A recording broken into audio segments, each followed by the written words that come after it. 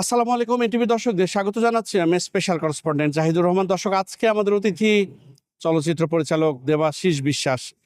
বিশ্বাস বিশ্বাস যেভাবে হাসছে আমার তো খুব অবিশ্বাসী হাসি মনে হচ্ছে। না না না, বিশ্বাস রাখা যায়, বিশ্বাস রাখতে পারো ভাই।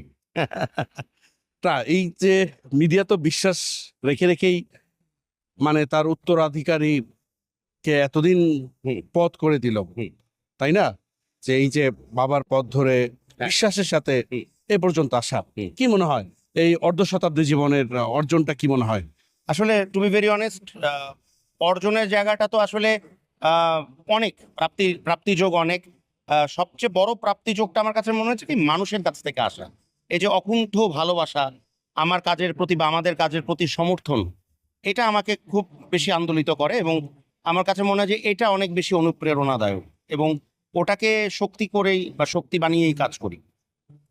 শ্বশুরবাড়ি জিন্দাবাদ, তারপরে কি? শ্বশুরবাড়ি জিন্দাবাদ 2 হলো, এখন একটা ছবির কাজ চলছে। ছবিটার নাম হচ্ছে তুমি যেখানে আমি সেখানে, হয়তো নাম পরিবর্তন হতেও পারে। আপাতত এটাই নাম। রোশান আছে, বুবলি আছে, মিশা সওদাগর আছেন, ফজলুর রহমান বাবু সাহেব আছেন। তো সব মিলে একটা আবারও কমেডি ফিল্ম, কারণ আমার ছবি আমি কমেডি ফিল্ম ছাড়া বানাতে পারি না। তো এবারও দেখি মানুষকে কতটুকু আনন্দ দেওয়া যায়, চেষ্টার কোনো কমতি থাকবে না। এই অর্ধ শতাব্দী জীবনের বড় প্রাপ্তিটা কোনটা?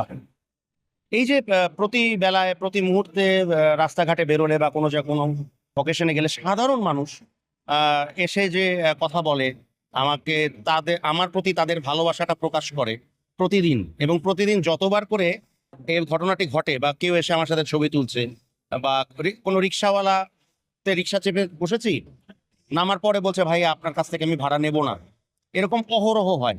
তো ভাড়া তো দেই, কখনো কখনো ডাবলও দিতে হয়, বেশি দিতে হয়। সেটার থেকে বড় কথা ওই যে ভালোবাসাটা, যে আপামর জনসাধারণের ভালোবাসা, এবং প্রত্যেকটা ভালোবাসার প্রাপ্তির সময় আমি সৃষ্টিকর্তার কাছে প্রতি মুহূর্ত স্মরণ করি। মানে যতবারই ভালোবাসা পেয়েছি ততবারই উপরে আকাশের দিকে তাকিয়ে তাকে স্মরণ করেছি। তা আমার কাছে মনে হয় আমার প্রাপ্তি যোগের জায়গা বা ভালো লাগার জায়গাটা এটাই। আর অপ্রাপ্তি? অপ্রাপ্তি তো বটেই, এটা আসলে বেসিক্যালি অনুযোগ বলতে পারো ভাই, অভিযোগ বলতে পারো। সেটা হচ্ছে যে এই দেখো অনুষ্ঠান হচ্ছে, বড় অনুষ্ঠান, উপস্থাপক উপস্থাপিকা আছেন, তাদের ছাড়া তো অনুষ্ঠান হবে না। তার মানে একটা যে কোনো অনুষ্ঠান করতে গেলে উপস্থাপক উপস্থাপিকা লাগে। মজার ব্যাপার হলো জাতীয় চলচ্চিত্র পুরস্কারও যখন অনুষ্ঠান হয় উপস্থাপক উপস্থাপিকাদের কিন্তু লাগে। কিন্তু মজার ব্যাপার হচ্ছে আমাদের দেশে জাতীয়ভাবে উপস্থাপকদের ক্ষেত্রে কোনো স্বীকৃতি নেই, জাতীয় স্বীকৃতি। আমার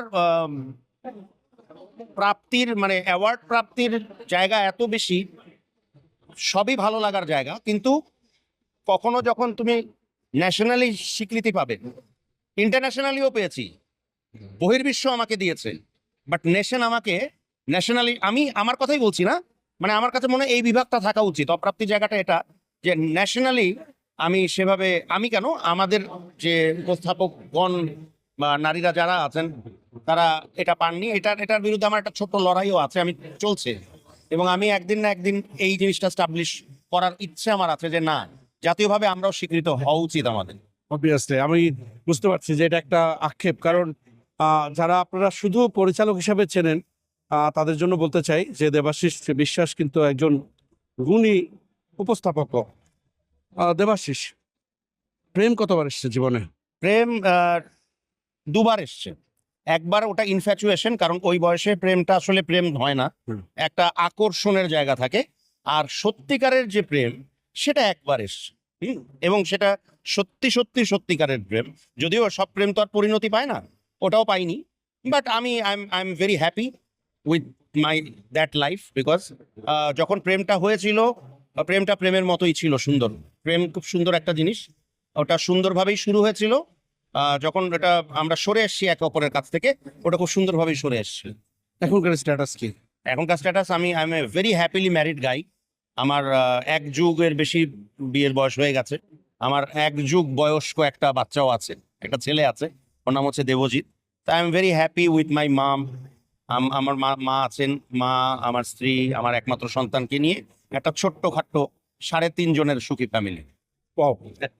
দেবজিৎকে নিয়ে ভবিষ্যৎ পরিকল্পনা কি? ও কি দাদু বাবার পথ ধরে আসবে? মানে বাবা হিসেবে প্রত্যাশা কি? প্রত্যাশা তো থাকেই যে যদি আমাদের মতনই কিছু একটা যদি হয় আমার ভালো লাগবে, বাট ওকে ছেড়ে দেওয়া হবে, মানে ছেড়ে দেওয়া হবে বলতে যে আহ, তুমি যেটা হতে চাও তুমি হও, আমাদের বেস্ট উইশেস সবসময় থাকবে, তুমি যেটাই হও। কিন্তু আমার একটাই কথা যে ভালো মানুষ হতে হবে, ভালো মানুষ হতে পারলে যে কোনো জায়গাতেই সফলতা আসার সম্ভাবনা থাকে। দর্শক, এতক্ষণ আমাদের সঙ্গে ছিলেন গুণী উপস্থাপক, আগেই উপস্থাপক বলে নিলাম, এবং চলচ্চিত্র পরিচালক দেবাশিস বিশ্বাস। নিশ্চয়ই আগামীতে নতুন কোনো অতিথি নিয়ে আবারও চেষ্টা করব আপনাদের সামনে হাজির হতে। ততক্ষণ পর্যন্ত সবাই ভালো থাকবেন, সুস্থ থাকবেন, এনটিভির সঙ্গে থাকবেন। আল্লাহ হাফেজ।